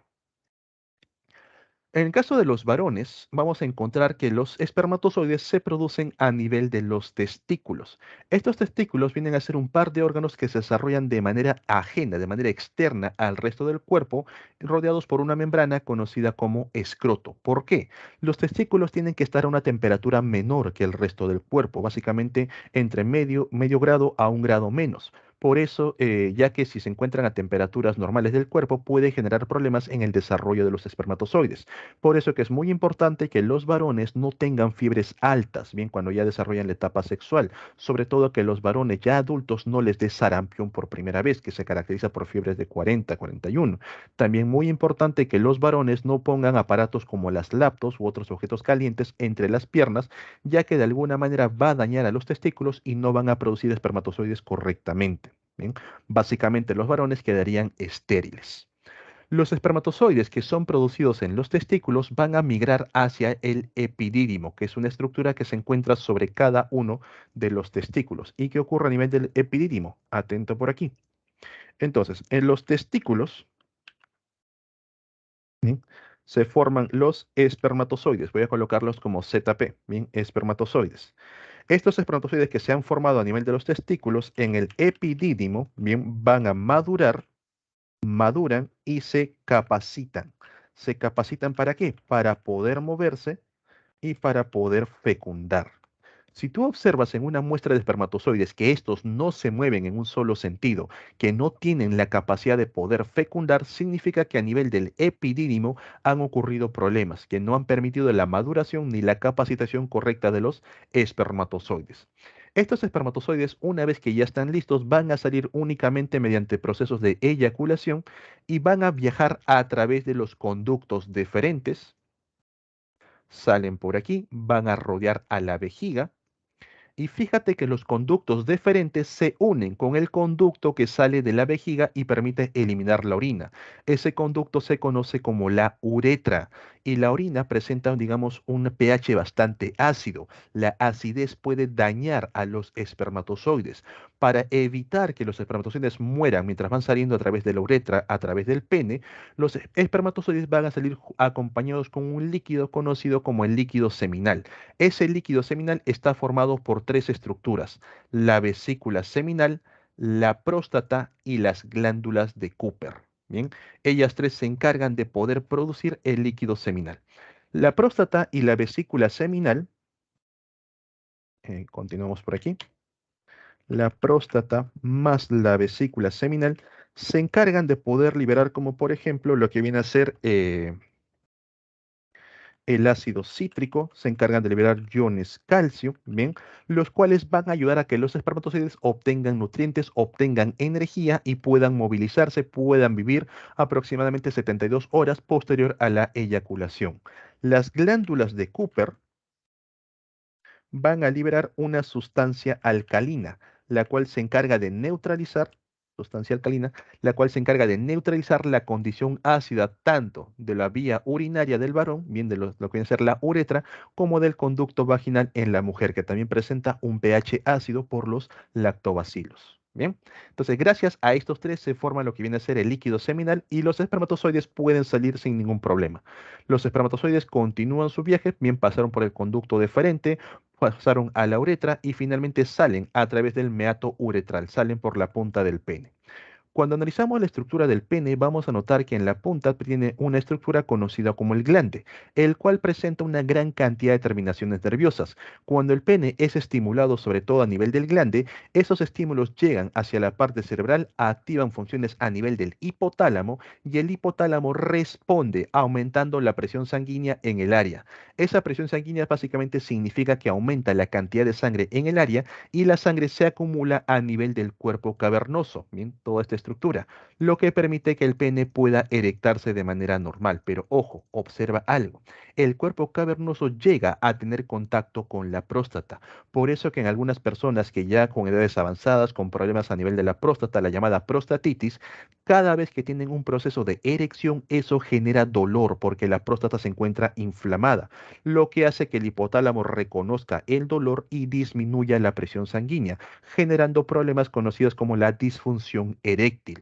Por eso que es muy importante que los varones a partir de los 35 años en adelante tengan una revisión de próstata y la forma más sencilla de poder llegar a esta zona es por la palpitación, bien, a través del ano. Ahí el proctólogo introduce el dedo, bien, toca el tamaño de la próstata, más o menos sabe cuál es el tamaño adecuado y pues de acuerdo a eso se indica si está o no está inflamada. Para suerte de todos ustedes, caballeros, cuando cumplan 35 o 40 años, actualmente ya se están desarrollando métodos no invasivos en los que se puede analizar el estado de la próstata también a través de sangre. Bien, entonces esto viene a ser el aparato reproductor a nivel masculino. Vamos con la parte femenina. Lo primero que quiero que observen es la posición que tienen los órganos femeninos. En la parte más frontal encontramos a la vejiga junto con la uretra, por donde van a expulsar la orina. Detrás de la vejiga vamos a encontrar al útero junto con el cuello uterino conocido como cervix y el conducto vaginal y la entrada hacia la vagina. Y por detrás encontramos los órganos digestivos. Cuando una mujer se encuentra en proceso de gestación, cuando ya lleva unos meses avanzados, recordar que a nivel del útero se desarrolla el embrión, el útero empieza a expandirse y eso genera presión sobre el resto de los órganos, presión hacia las vías digestivas, bien presionándolo contra la columna, presión hacia la vejiga, hacia el sistema excretor. Por eso que las mujeres en estado de gestación no pueden aguantar mucho tiempo, no pueden aguantar una gran cantidad de orina. A cada rato están yendo al baño. Chicos, si tienen mujeres embarazadas en casa, bien, darles esas facultades que tengan un baño cerca y disponible, porque a cada rato van a ir al baño. Bien, el bebé ejerce mucha presión sobre el resto de los órganos. Ahora, yendo de afuera hacia adentro. Lo que vamos a observar de manera más externa vienen a ser los labios mayores, que son unos labios más gruesos, y debajo de ello a los labios menores, que son unos labios más delgados. En la parte superior encontramos al clítoris, el cual es un análogo al glande, ya que presenta una gran cantidad de terminaciones nerviosas que permiten la excitación en las mujeres. Debajo del clítoris ubicamos a la abertura uretral, por donde se elimina la orina, y por debajo encontramos a la abertura vaginal. Ingresando por la vagina encontramos el conducto vaginal, el cual presenta un pH ácido para evitar infecciones, para evitar el ingreso de otros patógenos como pueden ser otros protozoos, pueden ser bacterias, hongos, bien, gracias a la presencia de lactobacilos, bien, que son bacterias que van a trabajar en conjunto de manera simbiótica con el cuerpo de las mujeres. Luego del conducto vaginal encontramos la entrada hacia el útero, el llamado cuello uterino, bien, también conocido como el cervix, bien. Cervix significa cuello, de ahí también el término cervical, que se refiere al cuello. Pasando el cuello uterino encontramos al útero. Este útero se encuentra revestido de manera interna por una capa gruesa de tejido sanguíneo conocido como endometrio. Bien, cada vez que las mujeres tienen un ciclo menstrual es el endometrio rico en vasos sanguíneos el cual cae a través de la vagina. El útero está conectado hacia cada uno de los lados con las trompas de falopio y estas trompas de falopio finalizan con los ovarios. Ahora, un detalle. Los ovarios no están unidos a las trompas de falopio. Los ovarios están unidos al útero a través de un ligamento conjuntivo. Estos ovarios van a estar rodeados por ahí de manera cercana por las extensiones de la trompa de falopio. No están pegados, sino que van a estar ahí de forma cercana. Los ovarios se encargan de poder madurar y liberar a un óvulo, bien, mediante el proceso de ovulación. Ese óvulo, ese ovocito que acaba de ser liberado, bien, es capturado por las trompas de falopio y ahí, a nivel de las trompas de falopio, ocurre el evento de fecundación, no en el útero, en las trompas mismas. A veces pasa que una vez que el óvulo ha sido fecundado, una vez que se ha formado el embrión, el óvulo no se dirige al útero, sino que abandona las trompas de falopio y puede anclarse en cualquier otro órgano, puede anclarse en el hígado, puede anclarse en el vaso, en el intestino, generando un embarazo llamado ectópico, bien fuera de lugar el que tiene que ser retirado rápidamente por cirugía porque va a generarle daño a nivel de la mujer. Bien, entonces chicos, eso viene a ser los aparatos reproductores a nivel masculino, a nivel femenino. Ahora, un punto también muy importante dentro de la reproducción humana es entender el ciclo menstrual. Pregunta, solo caballeros, ¿cuánto dura un ciclo menstrual? Aproximadamente. ¿Cuánto dura un ciclo menstrual?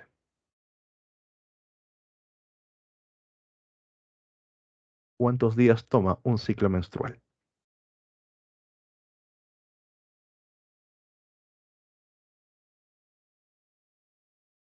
¿Nadie? Señoritas, ¿cuánto dura un ciclo menstrual aproximadamente? 28 días. Correcto, 28 días más menos 2, bien, es lo normal en un ciclo menstrual. ¿Cuánto dura, bien que está, 28 días, cuánto dura la menstruación?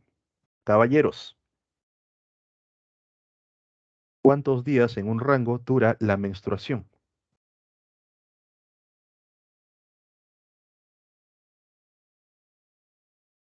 Nadie. ¿Qué va a pasar cuando tengan hijas? Señoritas, ¿cuánto dura la menstruación? En rango. Aproximadamente una semana.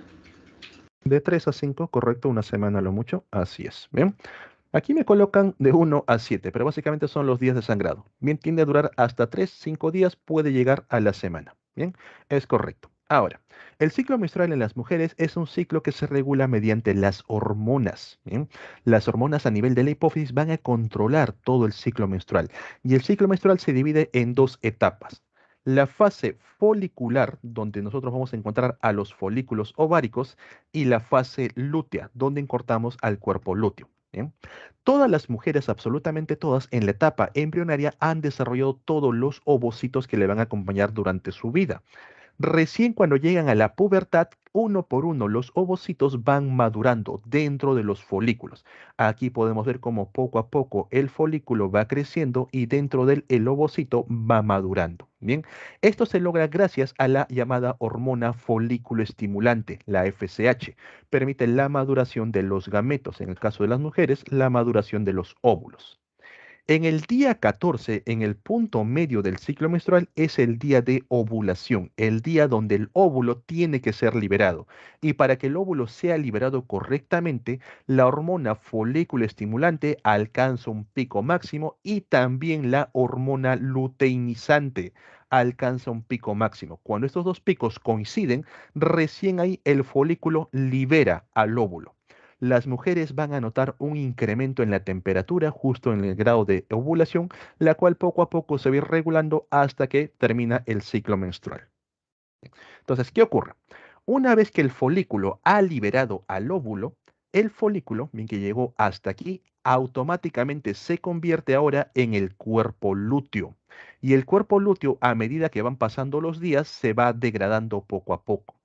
¿Qué hace el cuerpo lúteo? El cuerpo lúteo es estimulado por la hormona luteinizante. ¿Para qué? Para que el cuerpo lúteo pueda producir una hormona conocida como progesterona. Fíjate por aquí, en el caso de las hormonas. Cuando había un folículo, gracias a las hormonas luteinizante y folículo estimulante, el cuerpo de la mujer producía estrógenos. Agréguenle una R, estrógenos. Dense cuenta que va creciendo y tiene un pico máximo cuando el folículo es bastante grande. Pero una vez que liberó al óvulo, ya no existe el folículo, por eso que los estrógenos caen. Pero poco a poco también se van desarrollando porque el cuerpo lúteo, que es básicamente residuos del folículo, produce un poco de estrógeno. Lo que sí no había en la fase folicular o estaba muy bajo es la progesterona. Bien, el folículo no produce progesterona. La progesterona recién se produce cuando aparece el cuerpo lúteo. Entonces, a medida que el cuerpo lúteo se encuentra grande, la progesterona va en aumento. Y cuando hay progesterona, el endometrio también va en aumento. La progesterona llega al pico máximo. El endometrio tampoco se desarrolla más, pero como el cuerpo lúteo poco a poco se va degradando, cae el cuerpo lúteo, caen los niveles de progesterona y junto con ello cae el endometrio. Bien, e inicia la menstruación para el siguiente ciclo. ¿Ok? Entonces, el endometrio, el engrosamiento del endometrio va a depender de los niveles de progesterona que produzca una mujer. Cada vez que ustedes, señoritas, tienen un arreglado, cada vez que inician la menstruación, van a encontrar niveles bajos de progesterona en su cuerpo y todo el útero tiene que ser nuevamente reacondicionado para el siguiente ciclo. Nuevamente inicia el siguiente proceso, un nuevo folículo empieza el proceso de maduración, se libera el óvulo y otra vez el endometrio empieza a engrosarse. Profe, ¿por qué en el caso de las mujeres embarazadas no hay regla? ¿Por qué mientras dura el embarazo las mujeres no tienen un reglado? ¿A qué se debe eso? Cuando el óvulo que ha sido liberado, bien, es fecundado, automáticamente va a formar una membrana que lo rodea, conocido como la membrana de fecundación o también llamada la membrana coriónica. Esta membrana coriónica va a producir una hormona conocida como la gonadotropina coriónica. Gonadotropina coriónica. Esta gonadotropina coriónica puede ser detectada en sangre para saber si la mujer está embarazada. Bien, los test de sangre detectan gonadotropina coriónica. ¿Y qué hace la membrana coriónica con su gonadotropina coriónica?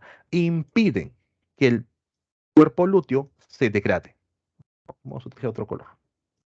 Bien, la membrana coriónica actúa a nivel del cuerpo lúteo, evitando que el cuerpo lúteo se degrade por aproximadamente 6 meses. Bien, no se va a degradar. Profe, pero el embarazo dura 9 meses. ¿Qué ocurre después?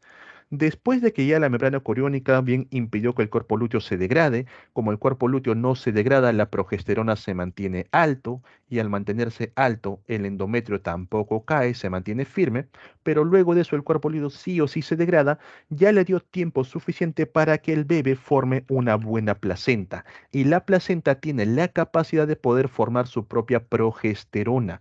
Es por eso que el embrión, perdón, dicho por eso que el endometrio no va a caer durante el resto del embarazo. Una vez que ocurre el proceso de parto, una vez que sale el niño, ustedes van a notar que el médico o la médica va a sacar toda la placenta del útero. ¿Para qué? Porque si deja la placenta dentro, la progesterona se mantiene alto y el endometrio no se renueva. Entonces retira toda la placenta, ya no va a poder producir progesterona y el endometrio va a ser renovado nuevamente para un posterior embarazo, para el siguiente hijo. ¿Bien? Entonces, chicos, no olvidar qué ocurre cuando hay un embarazo. Se forma primero la membrana coriónica liberando gonadotropina coriónica. La gonadotropina coriónica es detectada en las pruebas de sangre. Esta gonadotropina coriónica impide que el cuerpo lúteo se degrade durante aproximadamente 6 meses. Luego de eso, ya el embrión formó una placenta y la placenta produce progesterona. Gracias a eso, el endometrio no cae. Bien, las mujeres no tienen sangrado durante el embarazo. Ahora, profe, ¿y los test de orina qué es lo que miden? Cuando una mujer se hace un test de orina, por ejemplo, ha tenido relaciones sexuales hace un mes, esta semana le toca la regla, pero no le viene, entonces tiene sospechas de embarazo, compra un test de embarazo, esos test de orina. Estos test de orina no van a medir gonadotropina coriónica, eso se mide en sangre. Los test de orina van a presentar dos rayitas. La primera rayita te indica que el test está dando positivo para progesterona. Quiere decir que el test sí está funcionando, detecta progesterona. La segunda rayita, si es que se marca, indica que hay progesterona alta. Bien, entonces primero te tiene que marcar una rayita que significa que el test está funcionando. Si no te marca la primera raya, significa que el test no funciona, tienes que comprar otro, quizás está vencido. Y si marca la segunda raya, indica que la progesterona está alta. Y si la progesterona está alta, es porque existe cierta probabilidad de que la mujer esté embarazada. Los test de embarazo no se toman en cualquier momento, no te lo vas a tomar antes del día 14 porque ahí progesterona va a estar bajo, te va a salir falso, sino que se toman en los días de menstruación y a la chica todavía no le llega la regla. En esos días se hace una prueba de test y si le sale una sola rayita, puede que la señorita tenga otro tipo de problemas. Profe, ¿por qué algunas mujeres tienen más de una regla al mes? No es que tengan, no es que digamos hayan formado 2 veces el endometrio, sino que tienen problemas a nivel de la progesterona. Se está formando el endometrio, tienen niveles altos de progesterona y en un momento cae, no se produce correctamente. Y cuando cae la progesterona, cae parte del endometrio, pero nuevamente se vuelve a formar progesterona y otra vez el endometrio se vuelve a formar otra vez y luego vuelve a caer, ahora sí completamente, y tiene un segundo sangrado. Profe, ¿por qué algunas señoritas no tienen el llamado ciclo regular, sino que son irregulares? A veces le viene al mes, a veces a los 40 días, a los 45 días. Puede deberse a dos razones. Uno, alteraciones a niveles hormonales, como por ejemplo cuando las hormonas no coinciden. Al momento que no coinciden los picos, bien, no se da el proceso de ovulación, por lo tanto no se forma cuerpo lúteo, sino que el óvulo sigue atrapado dentro de un folículo. Al no haber cuerpo lúteo, no se forma la progesterona y el endometrio no engrosa, entonces va a demorar que por ahí puedan coincidir. Otro es que la mujer presente los llamados bien quistes a niveles del útero, quistes uterinos. Estos quistes cuando se desarrollan impiden que el endometrio se forme correctamente. Entonces, por más progesterona que haya, por más que suba, por más que baje, al no haber endometrio, no va a existir un sangrado adecuado. Bien, frente a ello, pues acudir al ginecólogo, le van a hacer las pruebas necesarias para saber cuál es el tratamiento adecuado. De ahí también que algunas pastillas anticonceptivas, como por ejemplo esas pastillas que se toman cada 20 días, creo que con 5 días de espacio, esas pastillas impiden que las hormonas coincidan. Al no coincidir, al no darse estos picos entre hormona luteinizante y folículo estimulante, el óvulo no es liberado, por lo cual no va a poder ser fecundado. Bien. En el otro caso de las pastillas de emergencia, estas pastillas del día siguiente, lo que hacen al ingresar al cuerpo de la mujer, chicos, esto se lo voy diciendo desde ahora, quizás de aquí a futuro en algún momento vayan a usarlo. Estas pastillas rápidamente disminuyen los niveles de progesterona, con lo que el endometrio que se ha ido formando cae y si hay un embrión presente ahí, va a caer con todo y el sangrado. Por eso, señoritas, por eso, caballeros, si van a utilizar estas pastillas de emergencias de aquí en adelante cuando inician su vida sexual, no se asusten si tienen un sangrado anormal, un sangrado anómalo posterior a haber tomado la pastilla. Bien, a las 24 o 48 horas van a notar ese sangrado porque los niveles de progesterona caen y junto con ellos cae el endometrio. Y si hay un embrión que ya está implantado, va a caer también ahí. ¿Bien? Ok. ¿Dudas, preguntas? ¿Todo claro respecto al ciclo menstrual?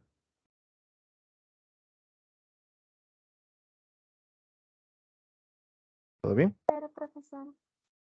Ok. Ya para finalizar la parte humana, bien, pasamos con lo que viene a ser gametogénesis y fecundación.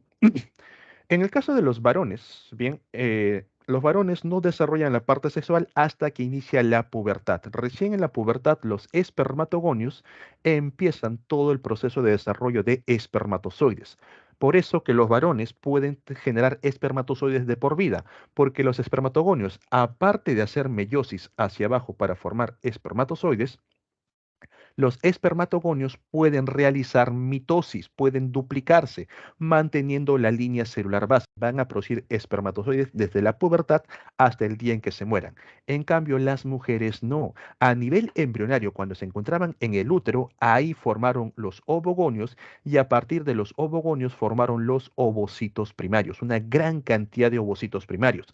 Una vez que una niña nace, ya tiene todos los ovocitos primarios que luego recién en la etapa de pubertad empiezan el proceso de desarrollo hasta formar un óvulo.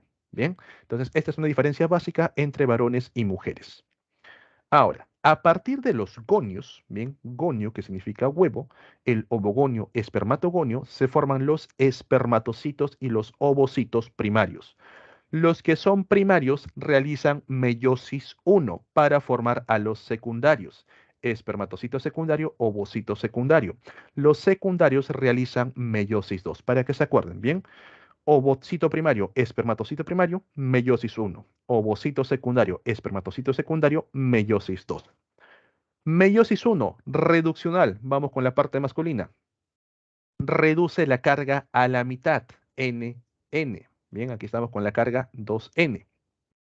N cromosomas dobles. Meiosis 2, ecuacional, de N cromosomas dobles a N cromosomas simples. Estas estructuras que se han formado proceso de la meiosis se le conoce como las espermátides o también llamadas espermátidas, es lo mismo. Luego, por procesos de diferenciación, a partir de cada espermátide se forman los espermatozoides. Como se dan cuenta, los varones buscan cantidad. En el caso de las mujeres se busca calidad.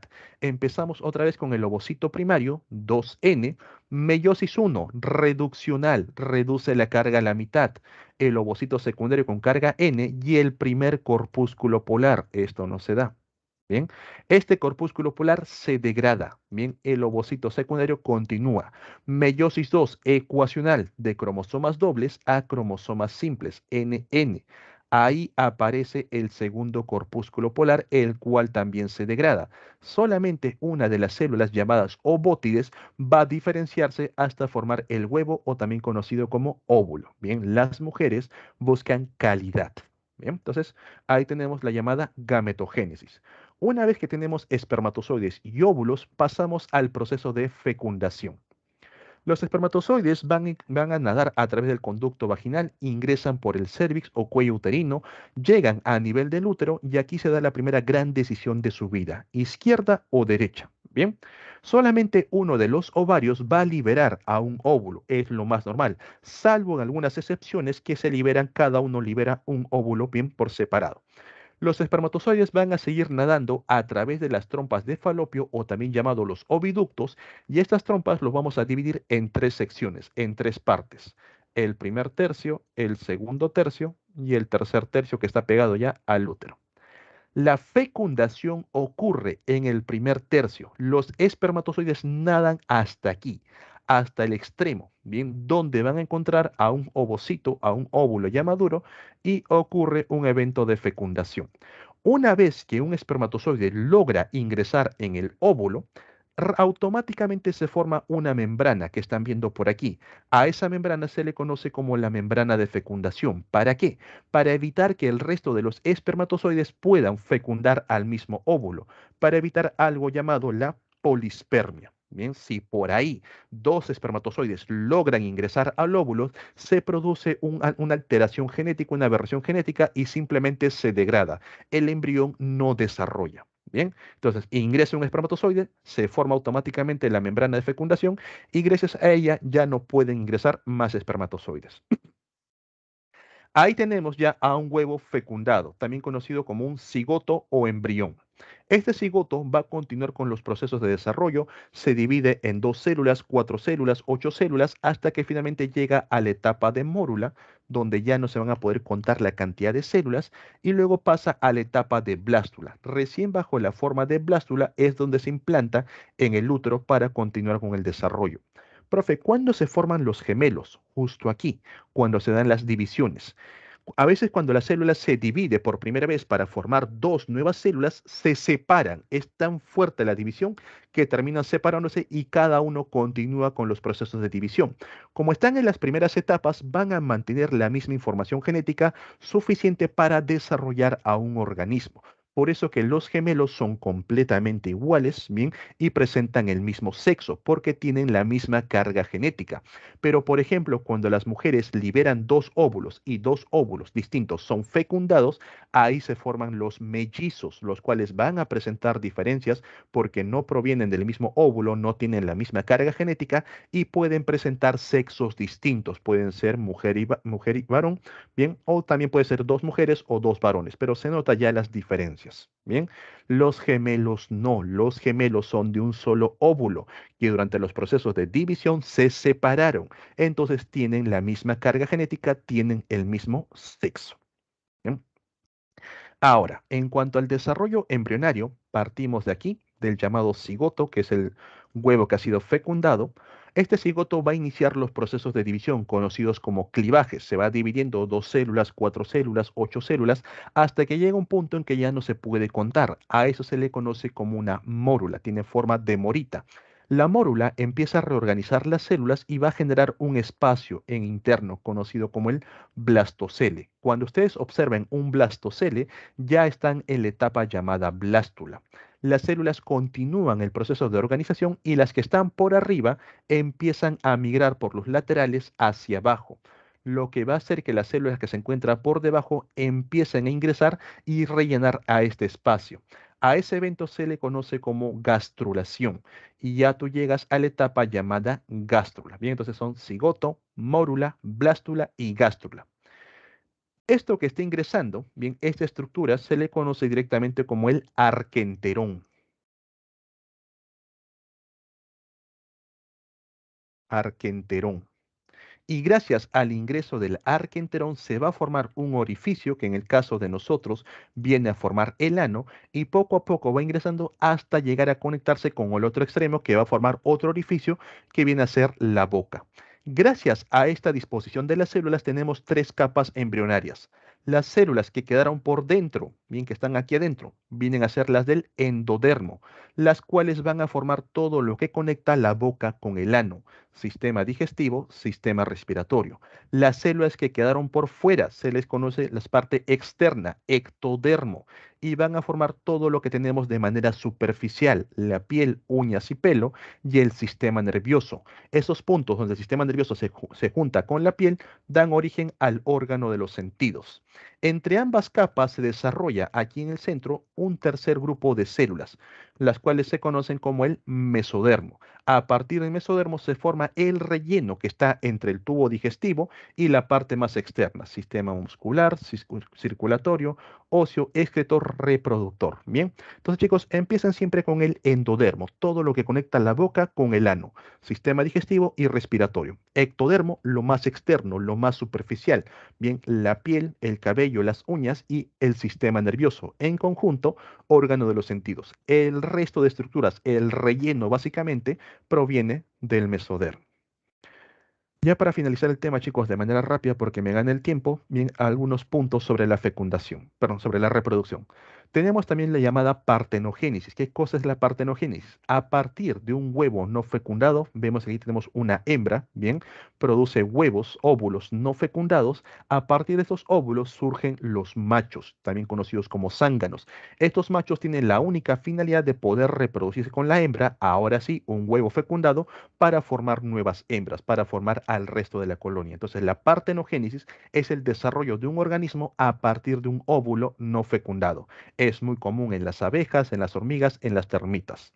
En cuanto a los tipos de nacimiento, recordad que tenemos organismos vivíparos que ya nacen desarrollados, bien, van a desarrollarse dentro de la placenta de la madre. Organismos ovíparos, bien, aquellos que van a colocar huevos de manera externa, y organismos ovovivíparos que van a colocar huevos pero de manera interna, ya sea dentro de la madre o dentro del padre, como es el caso de los caballitos de mar.